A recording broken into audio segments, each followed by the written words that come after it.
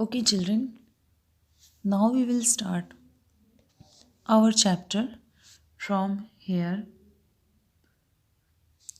One morning, Helen spelled out a complete sentence. Doll is on bed. One morning, एक सुबह Helen spelled out, Helen ने spelling को लिखा हथेली पे। अ कंप्लीट सेंटेंस, एक पूरे सेंटेंस के, एक पूरे वाक्य को उसने हथेली पे लिखा। और वो वाक्य क्या था? DOLL, doll, ISON, BED, bed. Motivated by the progress that Helen had made, Annie said, "Tomorrow I shall teach you to read." Motivated means क्या होता है? बहुत ही ज़्यादा इंस्पायर होकर।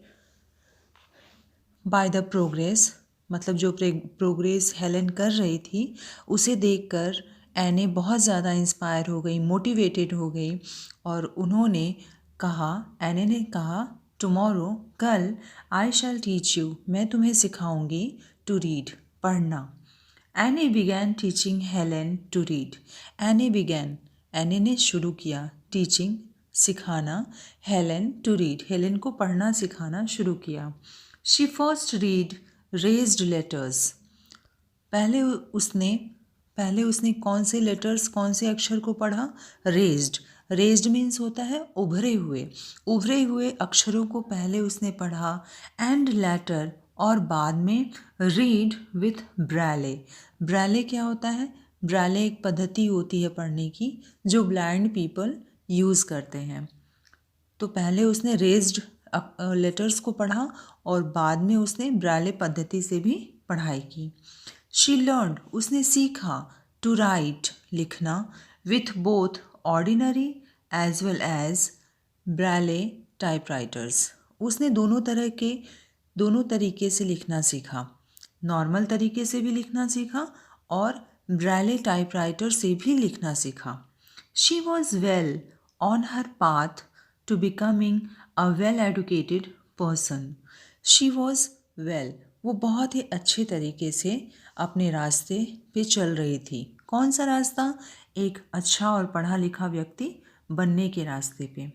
She was given all possible opportunities to develop her abilities and Helen made the best use of them. She was given all possible opportunities. Opportunities means क्या होता है? Chances, अवसर।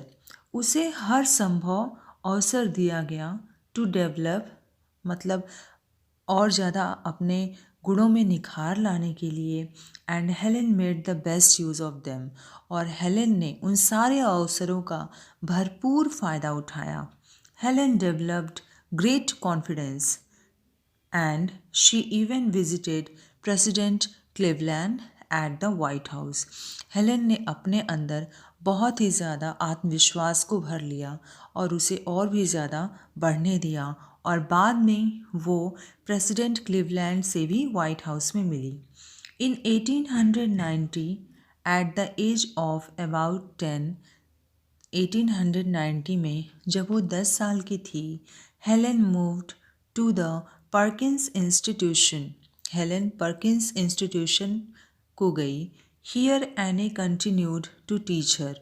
वहाँ पर्किंस इंस्टीट्यूशन में हेलन उसे पढ़ाती रही। Helen made friends with the other blind children in the institute. उस इंस्टीट्यूट में हेलन ने और अंधे जो बच्चे थे उनके संग उसने दोस्ती कर ली।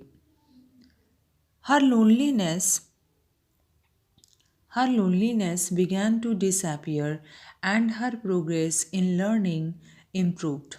Her loneliness, उसका अकेलापन, began to disappear, गायब होने लगा, and her progress, और उसकी जो उन्नति थी और डेवलपमेंट था, इन लर्निंग, सीखने का, वो और भी ज़्यादा इम्प्रूव होने लगा, सुधरने लगा।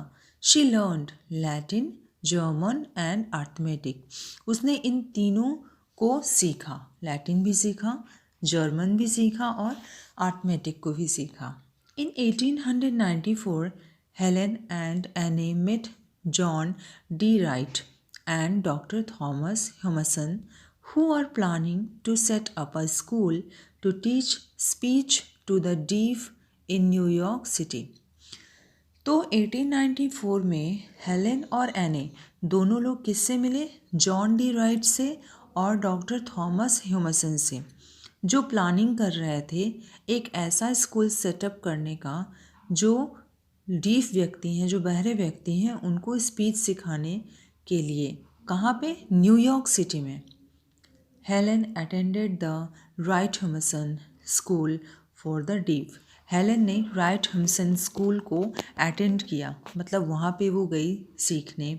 अनफॉर्चुनेटली मीन्स अनलकीली, दुर्भाग्यवश, Helen's speech never really improved beyond the sounds that only Anne and others very close to her could understand. लेकिन वहाँ पे हेलेंस का जो स्पीच था वो ज़्यादा इम्प्रूव नहीं हो पाया। उसने जितना सीखा था एने से और अपने आसपास के लोगों से, बस उतना ही उसमें इम्प्रूवमेंट रह गया। उससे ज़्यादा इम्प्रूव उसका स्पीच नहीं हो पाया, वो वहाँ और कुछ ज़्यादा नहीं सीख पाई। But the fact that she could communicate was encouraging enough for Helen to move ahead in life. But the fact, लेकिन ये वास्तविकता, that she could communicate was encouraging enough for Helen. लेकिन ये फैक्ट कि वो अपने आप में खुद को बहुत ही ज़्यादा वो प्रोत्साहित कर रही थी जीवन में आगे बढ़ने के लिए। Helen wished to study in college, but before that, she had to take admission in another school that would prepare her for college. Helen ने चाहा, विस्ड मीन्स क्या होता है? चाहना, इच्छा रखना। हेलेन ने चाहा टू स्टडी, पढ़ना कॉलेज में, लेकिन उससे पहले she had to take admission, उसे एडमिशन लेना पड़ा था इन अनदर स्कूल, दूसरे स्कूल में, दैट वुड प्रिपेयर, जो स्कूल उसे तैयार करता फॉर कॉलेज, कॉलेज के लिए। Since Helen could not afford the fee, Mark Twain, the famous author of Adventures of Tom Sawyer and some of his friends paid for her education. जैसा कि वो उस फ़ी को अफोर्ड नहीं कर पा रही थी, योग्य नहीं थी उसे चुकाने में, तो मार्क ट्वाइन, जो कि फेमस राइटर थे एडवेंचर्स ऑफ टॉम स्वैर बुक के, वो और उनके कुछ दोस्तों ने एलेन की फ़ीस को पेड किया, उसकी शिक्षा में उसकी सहायता की। In 1896, Helen moved on to the Cambridge School for Young Ladies in Massachusetts. 1896 में हेलेन जो है कैम्ब्रिज स्कूल चली गई, जो कि केवल औरतों के लिए था, मीन्स नौजवान लड़कियों के लिए था। कहाँ पर? मैसाचुसेट्स में। This was a great achievement for a lady who was blind, deaf, and could barely produce sounds for communication. This was a great achievement. ये एक बहुत बड़ी उपलब्धि थी for a lady, एक महिला के लिए जो अंधी थी, बहरी थी, and could barely, और बड़ी मुश्किल से वो कुछ ध्वनि उत्पन्न कर सकती थी बातचीत करने के लिए। ये बहुत बड़ी बात थी। Helen worked very hard at school and did not disappoint her benefactors.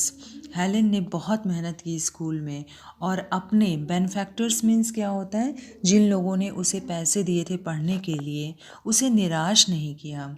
She began writing poems and stories. उसने पोएम, कविताएं और कहानियाँ लिखनी शुरू कर दी थी। शॉर्टली बिफोर हर एग्जामिनेशंस, अपने एग्जामिनेशन के कुछ समय पहले, Helen lost her father, Helen ने अपने पिता को खो दिया। ऑल्दो इमोशनली डिस्टर्ब्ड, मानसिक रूप से और संवेदनात्मक रूप से, मतलब भावनात्मक रूप से वो बहुत ज़्यादा डिस्टर्ब थी कि उसके पिता अब नहीं रहे। Helen did her best in the examination, Helen ने एग्जामिनेशन में बहुत अच्छा किया। Annie could not accompany Helen to the examination hall. Annie जो थी, कुड नॉट अकम्पनी, उसने साथ नहीं दिया, नहीं दे सकी वो हेलेन का कहाँ पर? एग्जामिनेशन हॉल में। A teacher spelled out the questions in Helen's hand. एक टीचर थी जो क्वेश्चन को हेलन के हाथों पर वो लिखती and Helen typed Helen typed out the answers. और हेलन क्या करती थी? अपने आंसर को टाइप करती थी। The following week, she learned that she had passed all the subjects. अगले सप्ताह उसको जो है पता चला कि उसने सारे सब्जेक्ट सारे विषयों में पास कर लिया है। In 1900 1900 में Helen entered Radcliffe College, becoming the first deaf blind person to have ever enrolled at an institution of higher learning. 1900 में हेलन रैडक्लिफ कॉलेज में एडमिशन लेती है और पहली बहरी और अंधा व्यक्ति बनती है जो कि आज तक किसी ने एडमिशन नहीं लिया था उस इंस्टीट्यूशन में, तो ये पहला व्यक्ति होने का उसे सौभाग्य मिलता है। The girls in her class were friendly. उसके क्लास की जो लड़कियां थी वो बहुत ही फ्रेंडली थी, बहुत ही अच्छे नेचर की थी। They even elected her. उन्होंने हेलन को चुना vice president of the class. उन्होंने हेलन को क्लास का वाइस प्रेसिडेंट चुना। Here Helen began to write about her life. यहाँ हेलन ने अपने बारे में, अपने जीवन के बारे में लिखना शुरू किया। She wrote the story both in Braille and on a normal typewriter. उसने दोनों तरह अपने जीवन को लिखा, ब्रैले में भी लिखा और नॉर्मल टाइपराइटर से भी लिखा। The story of my life was edited by John Macy who later married Anne. उसकी जो बुक थी, हेलन की जो बुक है वो है the story of my life, और इसको एडिटेड किसने किया था? John Messi. जॉन मेसी कौन थे? वो बाद में एने से उन्होंने शादी की। The writing was published in a magazine in 1903 and she was paid for it. उनका ये जो स्टोरी था, ये राइटिंग जो थी वो पब्लिश हुई एक मैगज़ीन में 1903 में, और इसके लिए हेलन को पैसे भी मिले। हेलन वंस सेड, एक बार हेलन ने कहा, we the blind are as indebted to Louis Braille as mankind is to Gutenberg. हम लोग जो बहरे लोग हैं, हम लोग आभारी रहेंगे, ऋणी रहेंगे किसके? लुइस ब्रैले के, क्योंकि लुइस ब्रैले की लिखावट, लुइस ब्रैले की जो पद्धति थी अंधे लोगों को पढ़ना और लिखना सिखाना, तो उसी के लिए वो कह रही हैं कि हम लोग लुइस ब्रैले के बहुत ऋणी रहेंगे, जीवन भर ऋणी रहेंगे, जैसे कि मानव सभ्यता किसके? गुटेनबर्ग की रहती है। On 28 June 1904 Helen graduated from Radcliffe College. 28 June 1904 को हेलन ने अपना ग्रेजुएशन पूरा किया रेडक्लिफ कॉलेज से। Helen became the first deaf blind person to earn a bachelor of arts degree. Arts में डिग्री प्राप्त करने वाली बैचलर की हेलन पहली बहरी और अंधी व्यक्ति बनी। Helen now felt that she must educate people on ways to help the blind. Helen ने ये महसूस किया that कि वो लोगों को उसे शिक्षित करना चाहिए on ways to help the blind. कौन से लोगों को? जो अंधे हों। Her main goal in life was to spread awareness regarding the poor, neglected state of the blind, their innate abilities and their aspirations. Helen ने क्या? हेलन का मेन गोल, उसके जीवन का उद्देश्य था in life was to spread awareness. Awareness means क्या होता है? जागरूकता। वो जागरूकता फैलाना चाहती थी। किससे related? The poor neglected state of the blind. जो अंधे व्यक्तियों को जो नेग्लिजेंसी का सामना करना पड़ता है, जो उन्हें इग्नोर किया जाता है, उससे रिलेटेड वो जागरूकता फैलाना चाहती थी। There innate abilities. इन्नेट क्या होता है? जन्म से ही जो डिज़ेबिलिटी हमारे अंदर आ जाती है, जन्म से ही अगर कोई व्यक्ति अंधा होता है, बहरा होता है, इस तरह के विषयों में वो जागरूकता फैलाना चाहती थी। एंड देयर एस्पिरेशंस, और एस्पिरेशन क्या होता है, मतलब स्ट्रॉन्ग डिज़ायर, और लोगों में जो दृढ़ इच्छा शक्ति होती है उससे उसके बारे में वो जागरूकता फैलाना चाहती थी। She had to raise funds not only to sustain a living for herself but also to start projects to remove darkness from the lives of other blind people. She had to raise funds, उनको funds यानी पैसे भी इकट्ठा करने थे। Not only to sustain, केवल अपने जीवन यापन के लिए नहीं, बल्कि वो स्टार्ट प्रोजेक्ट्स, वो और भी योजनाएं तैयार करना चाहती थी। किस लिए? टू रिमूव डार्कनेस, अंधकार दूर करने के लिए, from the lifes of other blind people, जो और भी अंधे व्यक्ति हैं उनके जीवन से अंधकार को दूर करने के लिए वो प्रोजेक्ट वगैरह शुरू करना चाहती थी। This she thought she could do best by giving lectures and writing. This she thought, इसके लिए उन्होंने क्या सोचा कि वो ये सारे काम कर सकती हैं। कैसे कर सकती हैं? बाय गिविंग लेक्चर्स, लेक्चर्स दे के और लिख कर। She strongly felt that she must give the others what she had gained from एने। जो एक सबसे बड़ा विश्वास था हेलेन के अंदर वो ये था कि she must give the others, वो उसके पास जो भी है, हेलेन के पास जो कुछ भी है विद्या के रूप में, शिक्षा के रूप में, वो सारी चीज़ें वो लोग दूसरे को देना चाहती थी, दूसरे अंधे व्यक्तियों को देना चाहती थी, जो उसने खुद पाया। किससे पाया? एने से पाया। सो स्टूडेंट्स, हम लोगों ने हेलन केलर के जीवन से बहुत कुछ सीखा है।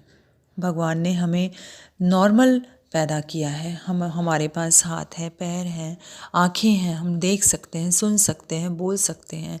लेकिन हेलन केलर वो फिज़िकली अनफिट थी, उनके वो डीफ थी, वो ब्लाइंड भी थी, लेकिन उसके बावजूद उन्होंने जीवन में कभी हार नहीं माना और हमेशा आगे बढ़ते रहे। खुद की तो उन्होंने सहायता की ही, उन्होंने दूसरों की भी सहायता करने में कोई कसर नहीं छोड़ी। So this one is a really very inspirational story. Okay, children, have a nice day.